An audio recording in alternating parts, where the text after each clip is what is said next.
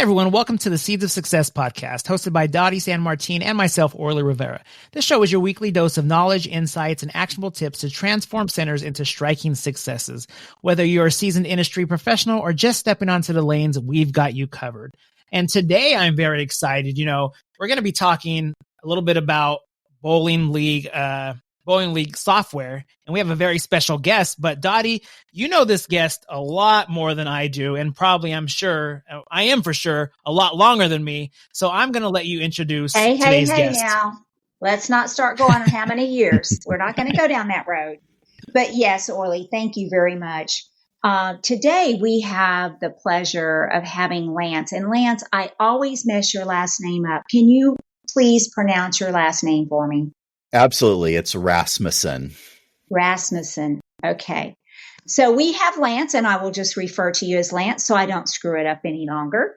And he is the president for Bowling League Secretary, CDE Bowling League Secretary software. And I have known Lance for many years, as you said, Orly, because I was a big fan of BLS, as we commonly refer to it. So Lance, welcome. Thank you. Thank you for having me. Yes. Can you share with our listeners just a couple of things about you? Before you get started, though, I have to share with you a connection that I have to you and something that I admire you greatly for. When we met many years ago and you found out that I was from Texas, of course, the topic of barbecue came up. And you shared with me that you attend barbecue competitions, and I was fascinated by that. And this is a big part of who you are. Am I right, Lance? Yep. It's a nice side hobby. It keeps me busy with different things. And of course, barbecue is wonderful food that pretty much everybody loves, especially down in Texas. Yes, for sure. So I was, first of all, that you exposed me to the fact that there were even such things as competitions in this. And then, of course, I also found that you have a love for vanilla as well. Those two might not sound like they go together very good, but you make it work.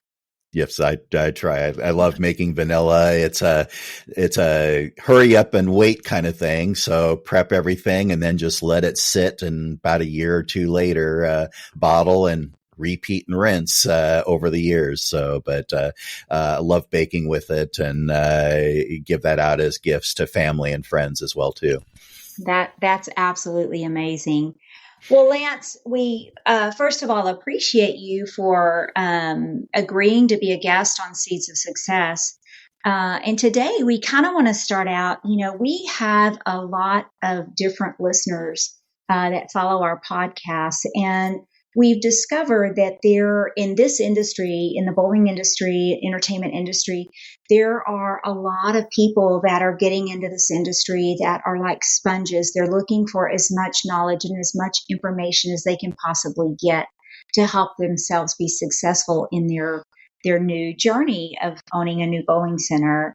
And so we want to talk a little bit about that and really reach out to that particular type of customer that might be fairly new to this industry. And Orly, I think our goal is to kind of talk about what BLS can do for the center. Am I correct? Yeah, we want Lance to kind of just let us know a little bit about what BLS can do for your center if you're not using the product right now. So yeah, Lance, we'll let you kind of take it away and share that knowledge we know you have. Absolutely. Well, BLS, which stands for Bowling League Secretary, has been around a long time. We're now, I think it goes back to BLS version 1, and then we started way back in the DOS ages and all the way through up to what we have now, which is BLS 2024, and we'll soon be releasing 25. But BLS is the premier league management system, and it's the engine at a center for managing leagues.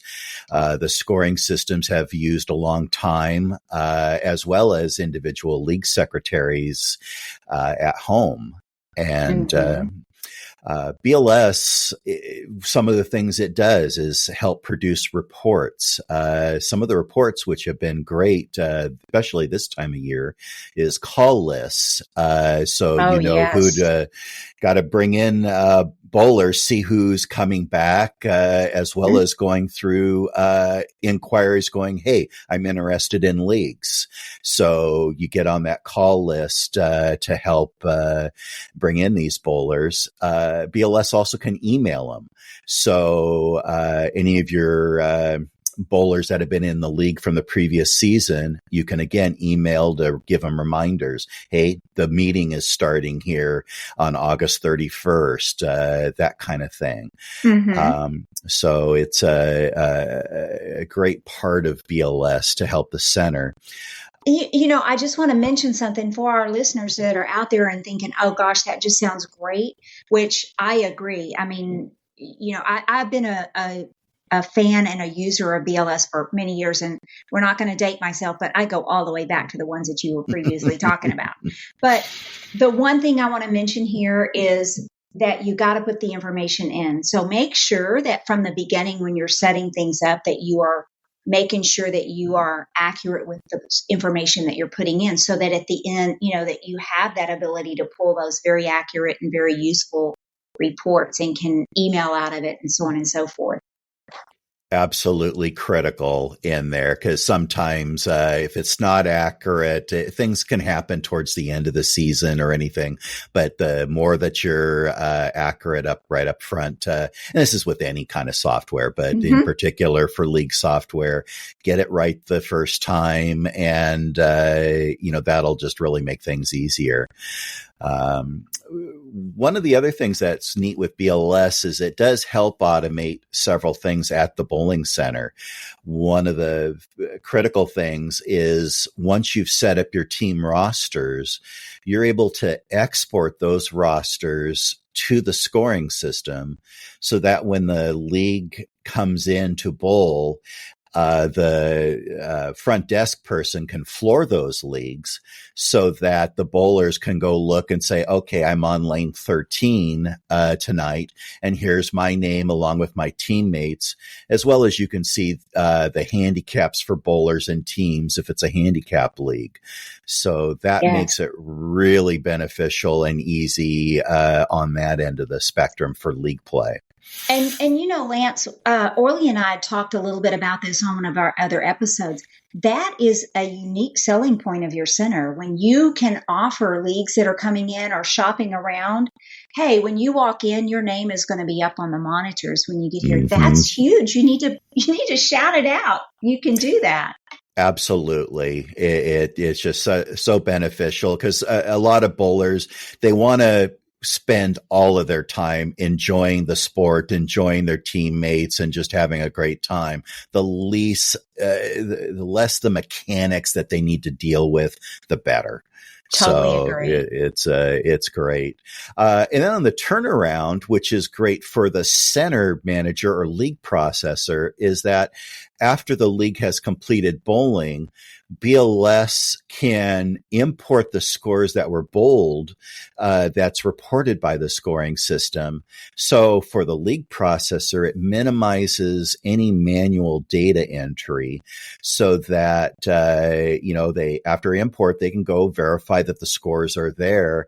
And with maybe rare exception of a new bowler who showed up that BLS maybe didn't know about, it's all automatic. And so it's just pretty much import the scores and look at the standing sheets, which BLS does, to give you that report of what team is in first, what team is in last, what does it look like for the team, for the and the bowlers, their averages, their scores, what was their high scores up to date.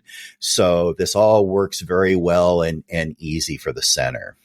And a lot less room for errors, right? You're not having to try to read somebody's messy writing on this, on the recap sheet, and it's a much quicker process. It is. Trying to read, was that a 168 or a 188? It's a nightmare. And then, of course, usually at the end of the season is when that one person who had that typo makes mention of it. Not right away, but at the end of the season. So by having that in tandem of the recaps as a double check, but the scoring system is going to have the best accurate picture of things. So I'm kind of newer to the industry. So I have a quick question for you. I know you're saying all this, it does all these things for you. So before, was it, sorry, I know Dottie doesn't like me to say back in the day, but I mean, was this all stuff people had to do on their own, like try to pull all these stats and reports? Yeah, absolutely. So when we, back in the Stone Age, when we had our, hammer and chisel, basically the secretaries did things by hand and had to basically do the math for every bowler's scores, add them up to the previous scores from the season, do math to figure out what their average is, do math again to figure out the handicap, and it's repeat and rinse for every bowler. And then, of course, trying to calculate the wins and losses and keep track of that, and then print or actually hand type or write the standings. It was a nightmare. And so secretaries typically for a league get paid. Well, this is why, because it would, it would literally take the whole week for that secretary to get everything done, especially for large leagues. But obviously once the computers came into play, we go back to actually even before DOS, there was an operating system called CPM. So we even go back then where the founder of our company, Patrick Lako, when he developed BLS, he was a bowler as a kid, and he ended up getting hijacked to becoming a league secretary in California. So he's like, okay, well, I know how to program software, so I'm just going to write a program to do this, so that now the secretaries just simply type in the scores and do everything by hand. So, or using the software. So it is a little more time consuming compared to the importing of scores from the auto scoring. But, and some secretaries still today, they will do things by hand and even in tandem. Hey, I want to do it and have the center do it. And let's just keep track and make sure we're all synced, because at the end of the day, the league wants to have the most accurate results. So four eyes are better than two. Yeah, absolutely. When you stop and think about that and how the software has evolved over the years, and, now the complexity of being able to keep statistics and individual records and so on and so forth, you look back at even like scoring and used to, the manual, the grease pencil, and keeping track of the scores. This industry has come so far to get past all of that. So it's really kind of exciting. But, back to the software, and when the secretary did it, now the reporting and stuff that you have available at your fingertips and different things, even like in the youth program, and being able to pull out certain stats that are necessary for competitions that they have, it makes it so easy because everything is already there, and you just, you're able to extract individual reports or individual statistics. Yes. So nice. It is. And with what you're mentioning, which is with the USBC Pepsi tournament, that they do every year, we're strong partners with USBC and kind of, with it being the technology partner.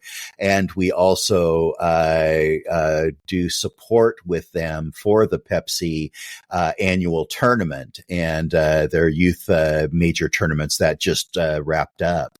And so BLS is able to, as you said, here is the youth, here are who advances to the state level for the Pepsi tournament here, and that kind of thing. So it's great at the league level to make it easier again, so you don't have to spend a couple hours weeding through data to try to get that, when BLS, one click, here you go. Yeah, absolutely. And like you said, depending on the size of your youth program, that could take literally hours. But the thing that I really liked is that it's got that double check system in place for you. So, especially when you're coming to kids and scholarships, you want to make sure that you are 100% accurate with what you do, and to know that you have the support of the software to do that for you. And then you're just the backup. You're just the one double checking it, going, yep, yep, yep.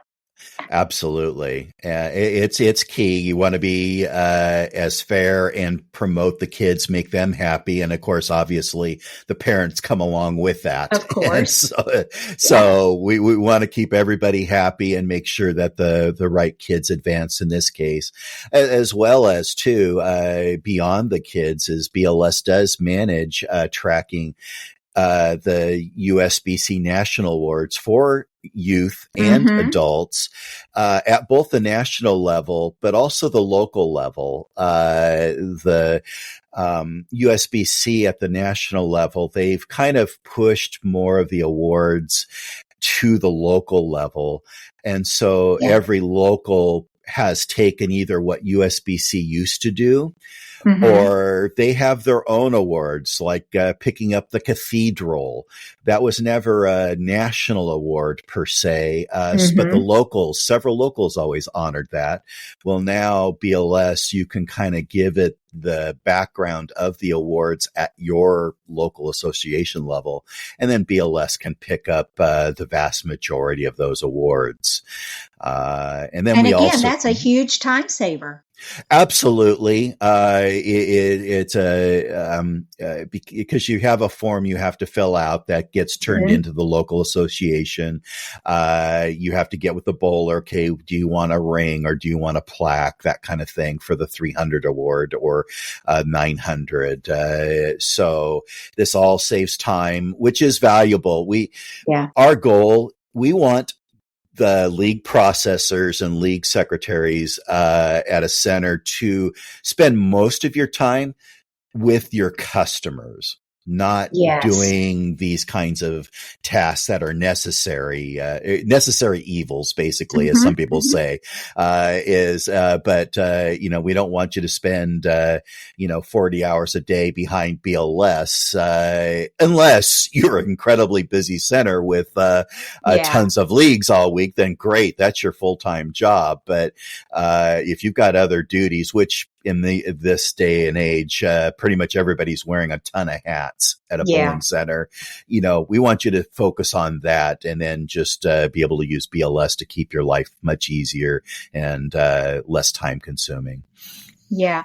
Well, and we talked about during the season and what a time saver, and having the names down on the lanes when they walk in. But, when you get to the end of the season, before there was software that would really be your best friend, the end of the season was extremely stressful for a secretary to close out the league and to report the averages and get the placement and the payoff and all that.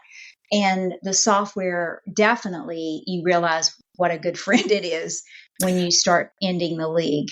Absolutely. Things like the bowler history, to be able to generate a page that has all the scores that were bowled, what their high scores were as they go down in their bowling weeks, keeping up to which is their most highest score to date.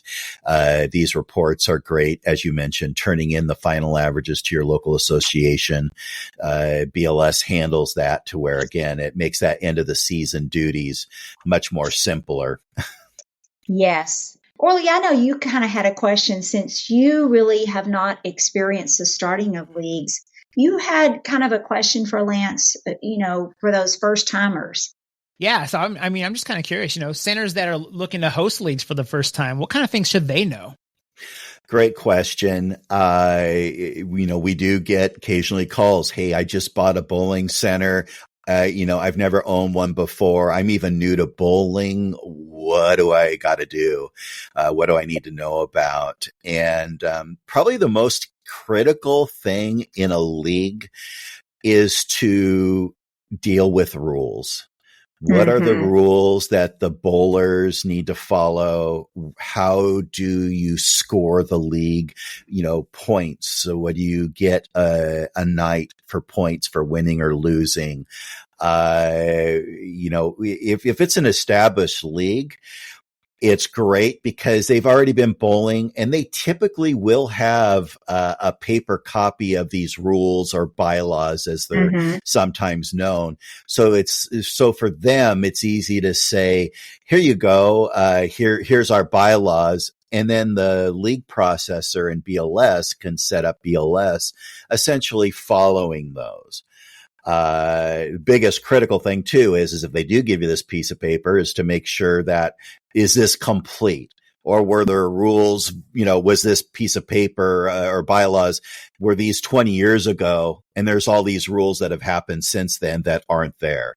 So make sure you have that foundation. But if it's a new league, then you need to kind of go through and figure out what rules will they follow and keep it simple. Especially for starting off, don't kind of put your heads together and say, hey, man, it'd be awesome if we had a league where we could base handicap on the phase of the moon. We actually had that record. No, we really, truly, honestly had a request for this many years ago. And oh my gosh. So it was pretty wackadoo. And I thought I heard everything, but that's out there. There's a rule that we always say, just every time we think we hear of something, we'll hear of something even worse later on. And obviously, this is something we'd never put in the software. It's two-way one-off and really don't recommend. So try to keep it simple. If you're established league and you're like, well, we kind of want to implement these things or not, take a look at, first off, make sure BLS supports those rules. Yeah. Because we've again had some things going, well, maybe we could vote this in. And then I get a phone call from the center league processor going, well, how do I put this rule into BLS? You can't. Yeah. It's too wacky, won't be in. One off. Yeah. And now they have to go back to the league and say sorry, or worse, the league says, well, we don't care. You just figure it out and keep track of the league. Oh yeah, that would be a nightmare. But I do agree, Lance, especially if it is a new league and there are people that are actually new to the competitive part of it, the league part of it. They do need to you need to stair step them into, the more serious, more defined leagues. But I also, when it comes to rules, if you don't know where to start when it comes to rules, you can get a guidance by going in and setting up your league in BLS. It will prompt you for certain things, but talk to other people. Absolutely. Talk to other people. If you're new to leagues, I'm sure there's usually going to be somebody who is a former league secretary or maybe, or already have been doing the secretary work. Talk to them to get an idea of stuff. If you have an idea, hey, we want to start a new league on Wednesday afternoon for seniors. What should I do? And you made a good point that BLS, out of the box, when you set up a new league, we try to keep to a very simple, typical bread and butter league. None of the crazy rules and everything, but it gives you a nice, simple foundation to start with that you can then start to tweak either in later seasons when a league says, oh, we want to make it a little more challenging. What about this match play where each person plays their opponent as opposed to just the team? Yep, not a problem. BLS supports that. But that is, as you mentioned, let's make things a little more serious. And even a match point is not necessarily super serious unless you want to make it scratch. But it does make it it a nice way for like teams to not run away from the league, because in a match point league, all it takes is 1 or 2 weeks and you're in the hunt. Yeah. So it's a great setup. For sure. For sure.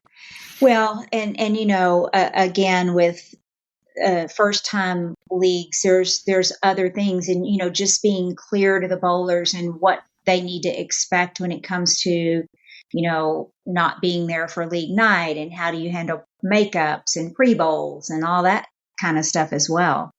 Absolutely. And there, set your boundaries. Can't count the number of times hearing from league processors going, these 4 guys came in with their bowling on Saturday afternoon at 3:00 when we have a full house, and they're basically having a tizzy why they're not making room for them to bowl, pre-bowl or make up for league. Be very clear up front on what your schedule is, and please call us ahead of time to see if we can fit you in. Don't just show up. So those are be very clear with your league on everything up front. Yes, I agree with that. Well, Lance, anything else that we need to leave our listeners with that might be first timers? I would say, discuss expectations with the league on your processing times.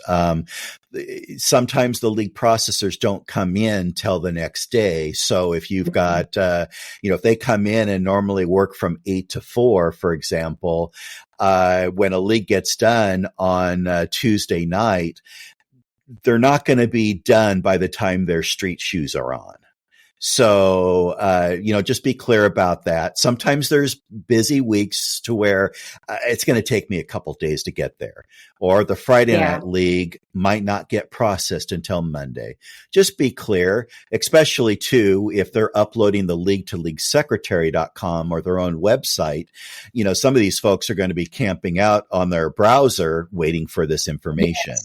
Yes. So, okay, at least they'll know. Yes. So that's important. Probably lastly, I would say, is where you schedule a league, where they bowl in the center, is sometimes should have some planning. If you've got a full house league, obviously there's nothing to think about. You're full house, and that's awesome. But if you don't have a full house league, do you put them on one end or the other? And that can make a difference in your center, depending on if one wall tends to get really cold in the winter. You may not want to put a league on that side, especially if it's like a ladies league. They tend to be a little picky about that. I know. Yes. I speak from experience in a center I worked for with that. And so we would always put them on the other end, during the cold part. Unfortunately, the guys league was on the other side of the house. So they had to take it, and you give the ladies the best spot. But and also too, obviously every center has the cursed lanes. Usually it's 1 and 2 or the other end of the house. For the most part, you do the statistics. No, in fact, sometimes they're even the better of the pairs. But everybody has their superstitions. So if you've got the opportunity, maybe you can keep them in the middle and away from those bad pairs to make your life a little easier. But that's just some things to think about. Yeah, I was going to say, I think you come on the show, which I know Dottie obviously appreciate it. I think it's really cool, because people, especially that are new, this is going to take some stress off their shoulders, because I'm sure starting leagues for the first time is going to be kind of a stressful thing. And, like I said, I didn't have any leagues, but the rumor I hear is that league bowlers are very easy to work with. I'll say that. Yes. Very easy. Yes. So hopefully this takes some of the stress off, because I'm sure they're going to have people, you got to do, and that's the thing. If you have somebody, I can imagine now, if you have somebody coming in that did a league somewhere else, they're probably going to be in your ear. Well, where we used to do it, we did this, or this is what you should do. So I'm sure it's going to be a very stressful thing. I'm sure this is going to help take some of the stress off it. I think this has been such a great show. And I appreciate you coming on to do this. And I know Dottie. Oh, absolutely. Yes. Absolutely. And listeners, be sure to stay tuned in to us, Lance, as several other episodes that are going to be going to be coming up in the future that we know are going to be just as beneficial as this show has been today. So if you are not already subscribed to Seeds of Success, please find us on your favorite podcasting platform and encourage your staff to come on board as well. Until next time, listeners, keep growing your business one happy customer at a time.